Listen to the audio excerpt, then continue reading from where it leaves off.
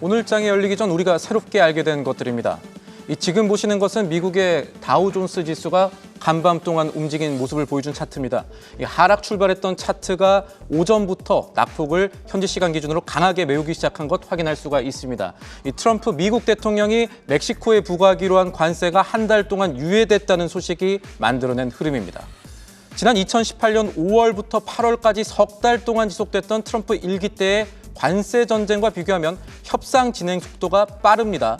물가 상승을 걱정한 미국 내 반발도 무시할 수가 없었을 테고 멕시코가 미국으로 흘러가는 마약을 차단하겠다며 성의를 보인 점도 눈앞에 관세 폭탄을 일단 멈춘 상태로 만든 요인이 됐을 겁니다. 이 정도 속도는 월가도 예상하지 못했던 부분입니다. 막무가내식 행보를 보여온 트럼프라는 인물의 협상가적인 인물이 시장에선 조금 더 부각이 된 모습입니다. 이 소식이 우리 증시에도 안도감을 가져다 줄 수 있을까요? 오늘장에 우리가 던져볼 질문이 이 지점에서 발생할 수가 있겠습니다. 국내 증시 이슈로 눈을 좀 돌려보겠습니다. 우리나라가 8조 원 가까이 투입해서 한국형 미니 이지삼을 만드는 이 KDX 사업 얘기입니다.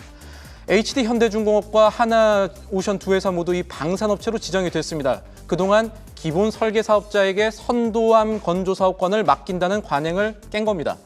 여기까지만 보면 기본 설계를 맡았던 HD 현대중공업에는 조금 불편한 결정이 나왔다고 생각할 수 있겠지만 속사정이 조금 복잡하다는 얘기가 업계에서 나옵니다.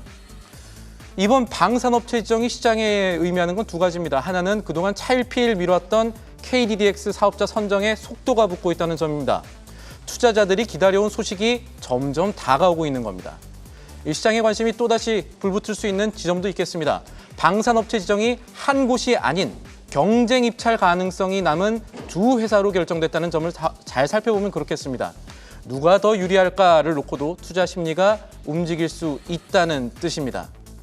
이 이슈를 잘 살펴보면 오늘장에 던질 두 번째 질문이 나올 수가 있을 겁니다. 시장이 좋지 않은 가운데도 투자 심리가 몰렸던 섹터도 어제 있었죠. 석유 관련주입니다. 우리가 알고 있던 대왕고래 프로젝트와 별개로 51억 배럴 규모의 최대 규모입니다. 가스와 석유가 더 있을 수 있다는 소식이 시장에 전해진 뒤에 일어난 흐름입니다. 마귀상어라는 새로운 이름이 여기에 붙었죠. 여기에 어제 이번 프로젝트를 담당 중인 기술자문위원과도 개인적으로 연락이 제가 닿았었는데 그동안의 잡음을 의식한 듯이 보안을 유지하려는 인상을 굉장히 강하게 받기도 했었습니다.